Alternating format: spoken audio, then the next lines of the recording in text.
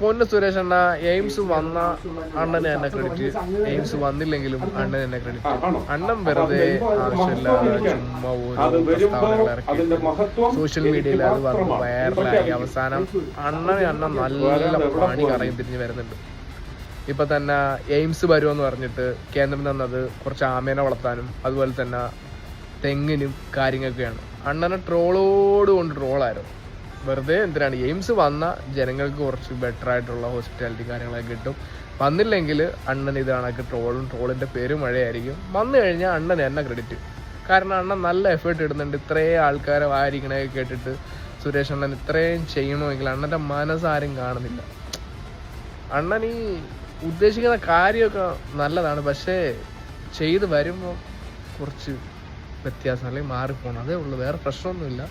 AIIMS വന്ന അണ്ണൻ എന്നെ credit ഫുള്ളും അണ്ണൻ തന്നെ, അണ്ണൻ ഉയിര്.